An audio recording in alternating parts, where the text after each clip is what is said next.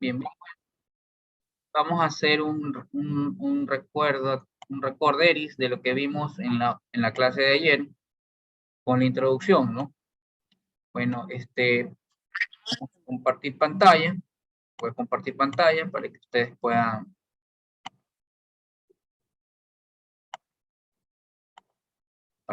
visualizar. Esta es la clase introductoria. Bueno, de lo que vamos a ver en el capítulo, en la unidad 1, introducción a las obras portuarias, desarrollo y comercio marítimo y desarrollo portuario. Explicamos lo que era una zona contigua. La zona contigua se extiende hasta 24 millas náuticas o marinas, que son aproximadamente 44.448 metros, los cuales se toman contados desde la línea de base, de las cuales se mide la anchura del mar territorial. Igual mostramos un gráfico, que es entonces se extiende hasta 24 millas náuticas. En esta zona se pueden hacer labores de fiscalización y control, pueden hacerse controles incluso aduaneros, pero no es nuestro mar territorial solamente son las 12 millas náuticas, ¿no? Y esto es de acuerdo a la Convemar, que nos adquirimos, no estoy seguro si fue en el 2010, o 2012, entre el 2010 y 2012 fue que nos adquirimos como Estado a la Convemar. Tratamos algunos temas respecto al por qué era conveniente adherirse a la Convemar, por qué no quedarnos como un Estado aislado, anárquico, o que no estábamos asociados a los convenios internacionales establecidos. Ya, el de decir que teníamos 200 millas náuticas en mar territorial, solamente porque en la década de los 60 se firmó el Tratado de Santiago, un tratado que fue suscrito por 3 países, Perú, Chile y Ecuador, en donde se establecía de que el Ecuador tenía los límites marítimos de 200 millas náuticas, tanto como en Chile y Perú. ¿Ya? Y se establecían una serie de distancias, etcétera, etcétera, ¿no? De límites establecidos con bisectrices, etcétera. No vamos a ver eso, no es una clase de derecho marítimo, pero sí es importante que tengan claro por qué es que se cuestiona la herencia a la Convemar, y por qué la crítica del gobierno anterior respecto a esto. Debo decir, y yo les puedo decir enfáticamente, yo no soy partidario, nunca he compartido las doctrinas, bueno, en mi juventud probablemente sí, cuando era estudiante, pero la izquierda en sí, no. Soy más pegado a lo que es el centro o la centroizquierda, pero nunca he estado de acuerdo con la extrema izquierda. Pero debo reconocer que hay ciertas cosas que los gobiernos han hecho bien, y el gobierno de Correa, debemos decir que una de las probables aciertos, desde mi punto de vista, es habernos adherido a la Convemar y tener 12 millas náuticas de mar territorial y las 200 millas de zona económica exclusiva, que es la suma de 188 millas de zona exclusiva, más el mar territorial, que hacen un gran conjunto de 200 millas náuticas de dominio marítimo, en la cual se encuentra la zona económica exclusiva, y adicionalmente tenemos la plataforma continental, que es de exclusividad para la explotación por parte del Estado ecuatoriano y todos los estados que se adhieren a la Convemar y que establecen sus límites marítimos. Esto también establece que las islas habitables también gozan de estas ZEE, zonas económicas exclusivas, lo que hace que nuestras Islas Galápagos cuenten también con un límite marítimo de 200 millas náuticas y con 12 millas náuticas de mar territorial. Tanto esto nos ha permitido tener límites con Costa Rica. Hay incluso una comisión liderada por el INOCAR, que es la que hace la medición de estos límites mediante levantamientos hidrográficos, batimétricos, y es una actividad que también se puede desempeñar el ingeniero civil. Tanto es así que tenemos, no recuerdo si hay dos graduados de la Universidad de Guayaquil en estas expediciones. Bueno, uno sí, Jorge Luis Torres, graduado hace como 5 o 6 años en otra universidad, que es uno de los hidrógrafos de el INOCAR, graduado y en la universidad, exalumno mío. Entonces, para los que digan, ay, ¿para qué me sirve esto? ¿No? Bueno, la ingeniería no solamente es hormigón, eso ya lo dijimos, no vamos a extendernos. Bueno, la plataforma continental también expliqué ayer respecto de que esto es también exclusividad dentro de sus límites, exclusividad del de los estados, dentro de los límites establecidos, las 200 millas náuticas, o hasta su extensión, como lo podemos poner a ver aquí, perdón, puede ser profundidad de 200 metros o hasta la distancia de 200 millas náuticas, contadas de la línea base, a partir de la cual se mide la anchura del mar territorial, ¿no? Hay una salida, por ejemplo, el problema que tenemos con las flotas chinas, que podríamos hacer una aplicación de la extensión de la plataforma continental. Estábamos explicando incluso que la viveza criolla, que a veces dicen que solo los ecuatorianos tenemos viveza criolla, y no es así. Pues, hablábamos de que parte de esto, los barcos hacían esto, ¿no? Ciertas flotas chinas hacían esto, y lo que generaban era que pescaban hasta acá, ¿no? Mandaban sus redes y todas sus tecnologías para poder pescar y perjudicarnos, ¿no? Entonces, esta parte de aquí era una viveza criolla, ¿no? Viveza criolla. Entonces, tenemos que buscar los métodos, las normativas para poder, primero, fortalecer nuestra Armada Nacional con armamento, con tecnología, que nos permita hacer un mejor control, ¿no?, de estos límites, y sobre todo controlar esta parte de acá, el tema de la pesca, la explotación de los recursos naturales, los recursos ictiológicos, que es potestad del Ecuador dentro de esta zona, tanto en las Islas Galápagos como en nuestro litoral del continente, ¿no? Litoral del continente. Entonces, hay mucho tela que contar, pero es bueno que ustedes lo entiendan así y sepan cuando se está tratando este tema, porque también como ingenieros civiles que tienen una disciplina como las obras portuarias, que tienen también una subdisciplina que es la hidrografía, deben tener conocimiento de este tipo de cosas, ¿no? Ahora, ¿por qué el tema de alta mar? Bueno, decíamos que en alta mar, ¿por qué hay estos abusos en alta mar? Bueno,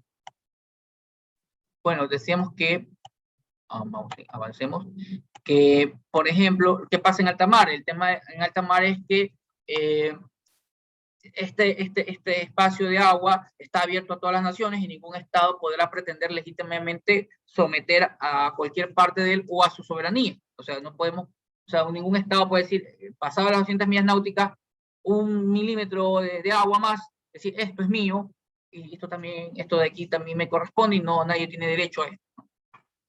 Entonces, ¿qué pasa con los estados en general en esta área marítima? Pues tienen las facultades de libertad de navegación. Perdón, vamos a borrar esto. Tienen libertad de navegación, tienen libertad de sobrevuelo, o sea, no es que tienen que estar informando a alguna cabina de control, hey, estoy por aquí, ¿no? Libertad de colocar cables y tuberías submarinas, libertad de construir islas artificiales y otras instalaciones autorizadas por el derecho internacional. Hay la libertad de pesca y la libertad de investigación científica. Entonces, esta parte es la que hace que las flotas internacionales como las chinas sean abusivas, ¿no? Pero depende también de los controles que hagan los estados.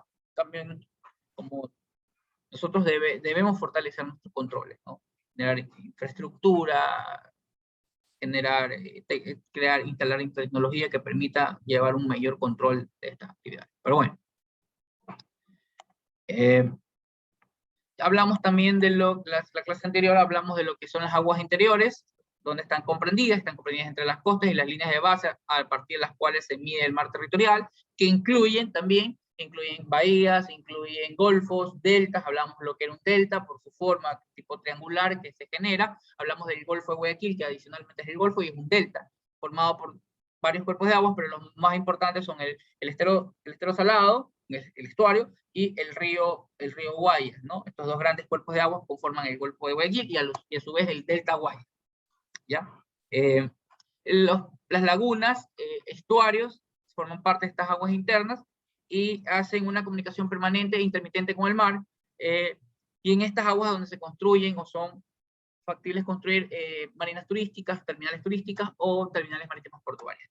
A excepción que en los últimos, entre los 30, pero más que todo a partir del fines de 90, se comenzó esta evolución de las terminales marítimas, que sacar las terminales importantes, sacarlas de las aguas interiores y pasarlas a aguas externas, por el objeto de ganar cuerpo de agua, profundidad, perdón, para ganar profundidad, por el tema de poder atender a barcos de mayores dimensiones, de mayor calado.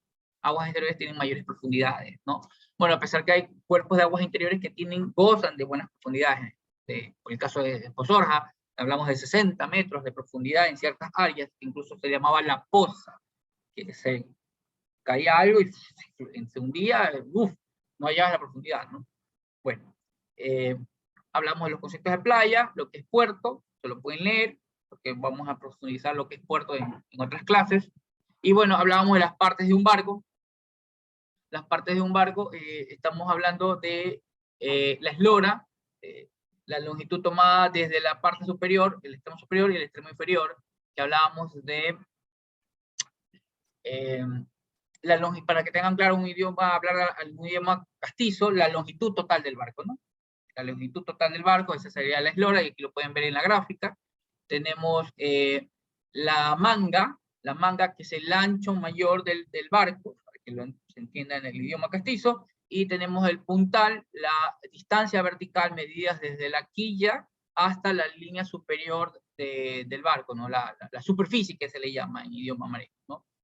Tenemos el calado, que es la distancia vertical máxima de flotación que tienen, ¿no? Entonces ustedes si han visto algún barco de grandes dimensiones, quizás o van a la calle Eloy Alfaro, donde está el Actón Calderón, aproximadamente creo que es Azuay, creo que es Azuay o Venezuela, no recuerdo muy bien, entre esas calles, cerca de Cristóbal Colón, Colegio Cristóbal Colón.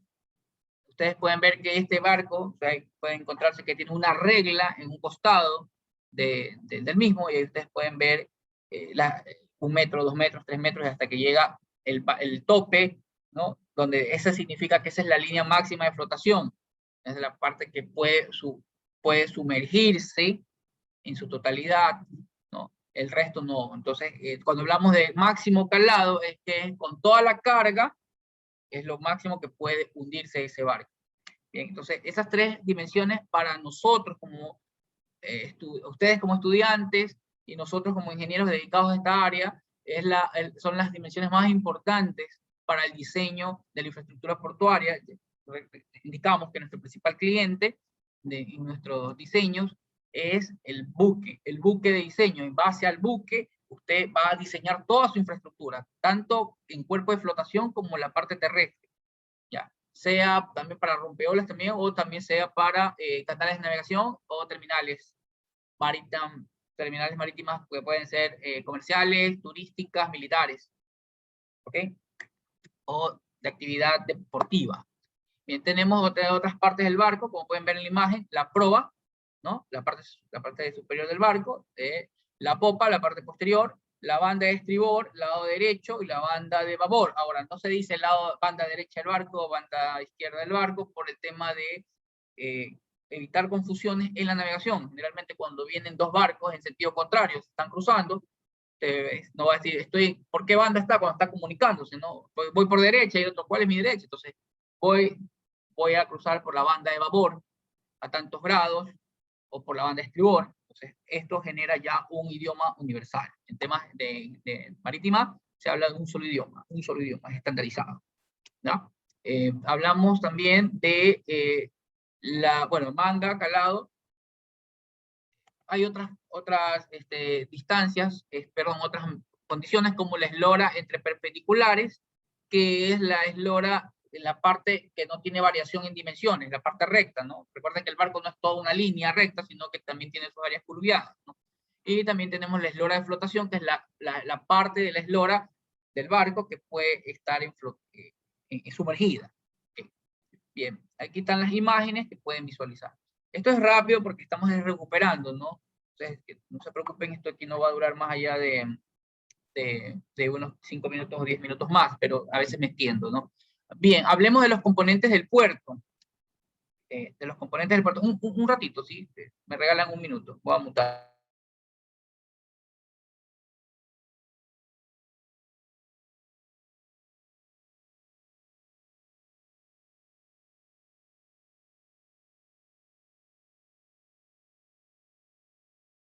Ya. Ahora sí. Bien, los componentes Ok, los componentes del puerto. Vamos a hablar de los componentes del puerto como una visión general. Quiero que tengan ya una visión total de lo que es una terminal marítima, ¿no? Y aquí están numeradas o codificadas con A1, A7, A8, ¿no? Tenemos las obras de protección, generalmente parece que este es un puerto, esta parte del cuerpo de agua es mar abierto, entonces aquí usted tiene las obras de protección que son rompeolas, estructuras espigones que permiten proteger la zona interna y que las condiciones de oleaje no afecten a la zona interna, ¿no? Que no afecten a la zona interna. Entonces tenemos el canal de navegación que es el A3, el A2 es la bocana, o sea, la zona de entrada a puerto, a terminal, a puerto. El puerto también tengo que indicar, y no solamente es la parte de tierra, sino también es el área de flotación, ¿no? Bien.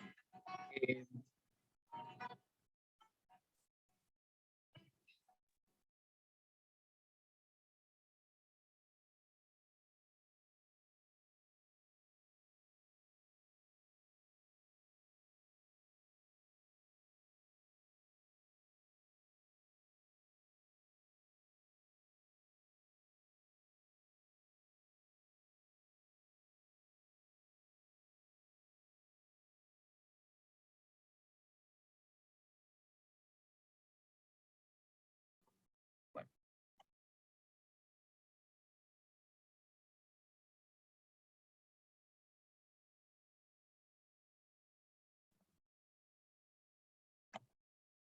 vamos a iniciar el video. Vamos a poner esto en silencio, comienzan las llamadas, se ponen de acuerdo todo el mundo. Seguimos. Bueno, entonces, volvamos al vídeo. Volvamos al vídeo. Vamos a compartir pantalla. Y estamos acá. Entonces, seguimos.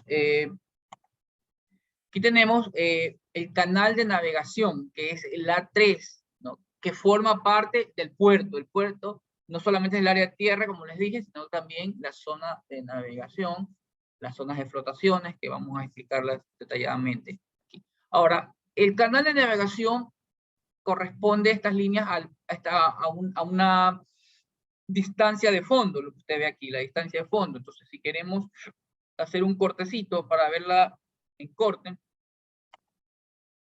vamos a hacer un cortecito, podemos verla en corte. Usted tiene, por ejemplo, aquí tiene, siempre se lo representa como un trapecio inverso, se lo representa como un trapecio inverso, ¿no? ¿Ok? Y vamos a poner aquí el área de... entonces, ok, entonces el barquito, usted representa un barco, ¿no? Te va a representar un barco que está navegando, ¿no? Es esto, ¿no? Es esta embarcación. Y la distancia que usted visualiza, la distancia que usted, o sea, la distancia, esta distancia que hay aquí, que usted visualiza es realmente esto, ¿no? Es esta distancia, la distancia de fondo, ¿ok? Entonces, ¿qué es lo que me representa esto? De que el barco de diseño, el barco de condiciones más desfavorables, el barco más grande, no puede salirse de esta condición. ¿Por qué? Porque no se saben las profundidades, bueno, no es que no se sepa, las profundidades aquí no dan para que este barco navegue por acá. Entonces, ¿qué significa? Si el barco por A o B circunstancias se mueve hacia acá, vamos a hacer con punteadas, con otra quizás línea amarilla, viene el mismo barco, coge perdón, cambié de, el mismo barco coge y ya se mueve acá. ¿Qué va a generar? Como ustedes mismos visualizan, va a generar que aquí pierda profundidad y que va a tener un probable embancamiento si es de sedimentos o encallamiento si es roca. Entonces pueden generarse accidentes, retrasos. Entonces aquí hay una profundidad, ¿no? Y esta profundidad siempre es medida siempre se establece con el plano de referencia, siempre se establecen las condiciones más bajas, ¿no? No se va a trabajar con la marea alta, con la máxima marea, sino con la marea baja, ¿no? Para que pueda el barco entrar en cualquier condición de marea. Bueno, el window type, que es la ventana marea, me puede servir para ganar profundidad de navegación, pero está condicionado a la variación que tenga entre la alta y la baja, y eso a 6 horas. Entonces, toma 6 horas si es una marea semidiurna. Si fuera diurna son 12 horas. No, por eso lo vamos a explicar en mareas. Por ahora quiero que tengan claro por qué es esto, ¿no? Entonces, esta línea de intermedia es el track de navegación, esto es el barco, bueno, discúlpenme el dibujo, y de esta manera ustedes pueden entender. Ahora, el plano de referencia que se trabaja aquí en el Ecuador, en nuestro centro hidrográfico, nuestro plano de referencia es el Milo Water Spring, ¿ok? El MLWS,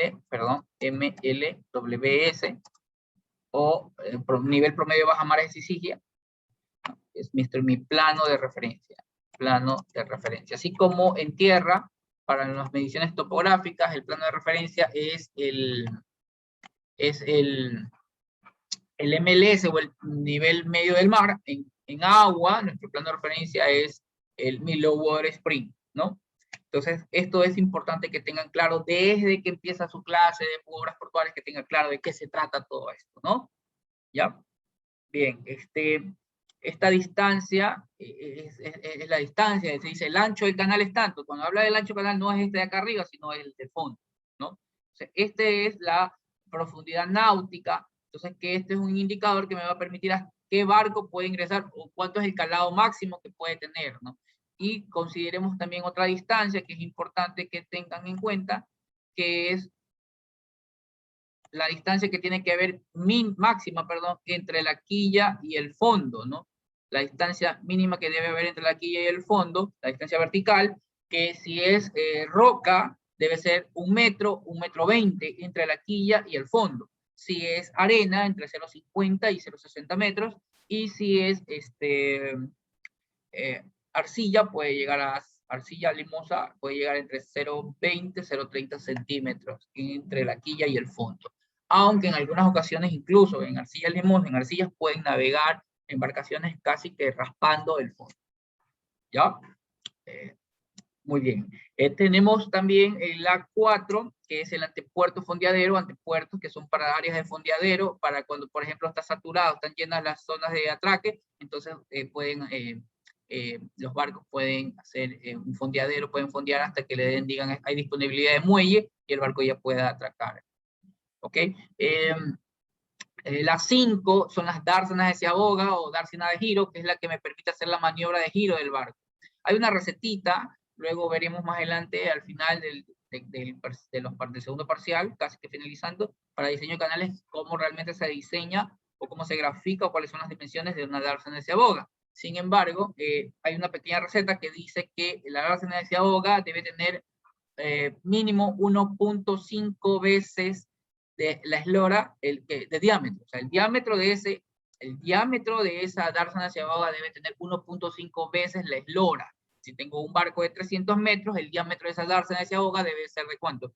450 metros. Debería ser el diámetro de esa dársena ciaboga que me permita generar un giro seguro. ¿Ok? Es importante, esto se diseña, ¿no? O sea, no es que solamente está el cuerpo de agua y dice, ya, pon ahí está el cuerpo de agua y que el barco vire. No, esto es un diseño, tiene que haber demarcado una dársena de ciaboga, zonas de antepuertos, zonas de atraque, zonas de flotación. Todo eso lo diseña el ingeniero civil, si no lo sabían. ¿Ok? Tenemos dársenas de maniobra, ¿no? A6, canales secundarios, A7, canales secundarios, dársenas de servicio, las A8, son las zonas de servicio, o zonas de flotación también. En el área tierra se hace un pequeño zoom que se lo pone aquí, que tenemos el T1, que es el muelle en sí, el muelle. El T2, áreas de transferencias, donde transfiere la mercancía. Las T3 son los patios, ¿no? Tenemos circulaciones, áreas de circulación o vías, ¿no? Zonas de reparaciones y zonas administrativas, ¿no? Y los accesos terrestres. Y los T8, que son las ayudas a navegación. Bueno, sigamos. ¿Hasta aquí alguna pregunta, por favor? ¿Hay alguna pregunta?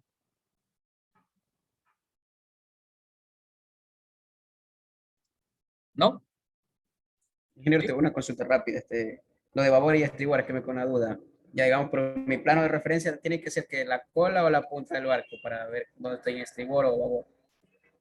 A ver, solo te pido que me ayudes un poquito con la pregunta nuevamente porque no te la entendí. Solamente espérate un segundo para llevarte, entrar todos al mismo idioma. Déjame coger e ir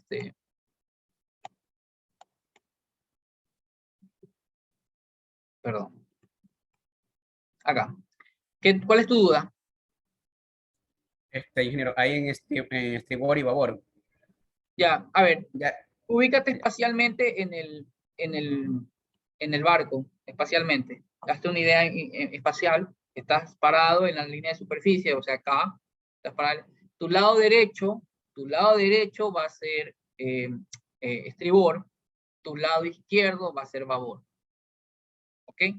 El plano de referencia es, cuando hablamos de plano de referencia, estamos hablando de aquí. Estamos hablando, digamos que esta es la línea de agua, la línea de flotación. Entonces, el plano de referencia que yo trabajo, que se trabaja en las obras portuarias, en los levantamientos hidrográficos, es mi condición más baja cuando ya está en la baja marea. Cuando hablamos de mareas, no sé si sepas lo que es el concepto de marea, las mareas suben y bajan. Cuando es una marea semidiurna, su periodo de duración es de 6 horas, ¿no? Para el cambio a la siguiente, si es de plea a baja, entonces dura 6 horas. Entonces trabaja con la baja marea. Ahora, el Milo Water Spring, que es mi plano de referencia, porque creo que hablaste de un plano de referencia, el Milo Water Spring significa que es el promedio de bajas mares de Sicilia. El estado de Sicilia es un estado de marea según la condición lunar, pero eso lo voy a explicar en marea. Solamente quiero que te hagas la idea que es la marea baja, la más baja, el promedio de las más bajas. ¿Ok? Ese es mi plano de referencia. Los que son las bandas de un barco no tienen nada que ver, simplemente para que te ubiques y digas, a ver, estribor y babor, pero espacialmente. ¿Por qué se los llama así? No dices banda derecha, banda izquierda, por el tema de evitar las confusiones, nada más. Sino que ya se hable el mismo idioma, diga, bueno, anda por babor, anda por estribor. ¿Ok? Eso es todo. No hay pierde. Listo. ¿Hay alguna pregunta adicional?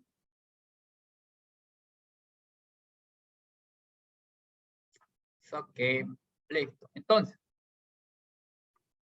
los tipos de obras portuarias, tenemos los diques en vertical, ¿no? Que son estructuras como rompeolas, pero son verticales, no están en talud. Los diques en talud, los muelles, los puertos, los duques de Alba, los muelles flotantes, dragados, los sistemas de ayuda de navegación, entre otros.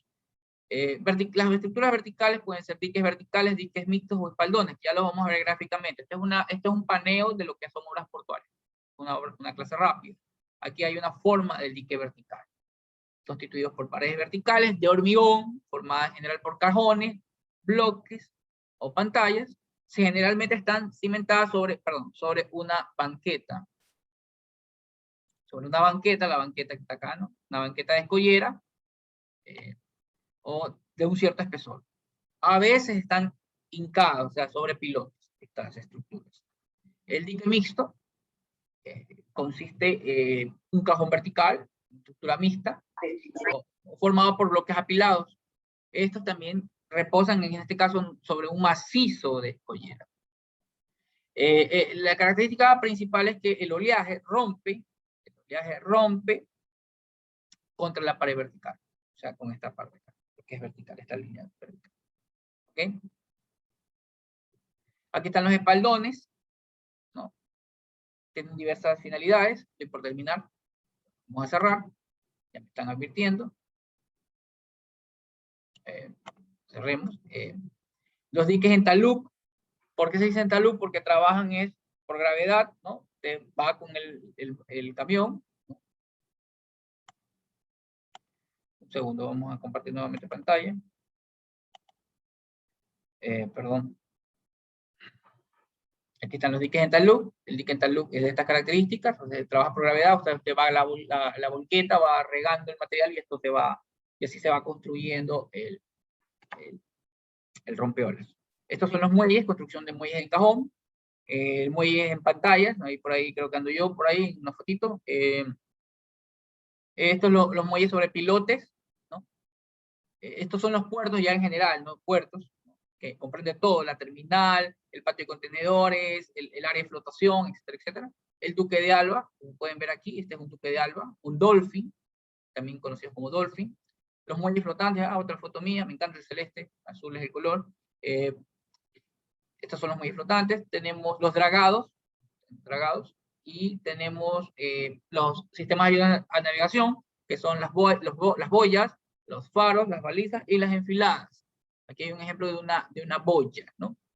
Entonces, estas son las señalizaciones náuticas, que así como hay la señalización vertical horizontal en carreteras, estas son las señalizaciones que permiten y dan facilidad a la seguridad de la navegación.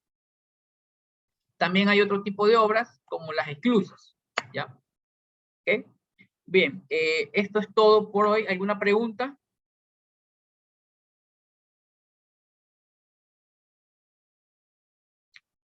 Bueno, vamos a ir avanzando, ya el jueves nos empatamos, ahí trataremos de ver, ir corriendo para poder empatarnos, porque ya para recuperar 2 clases que tenemos todavía perdidas de la semana anterior, y ya eso lo vamos a recuperar rápido, ¿no? Pero lo que me interesaba era no seguirnos perdiendo, sino que nos atrasábamos. ¿Alguna otra duda para despedirnos?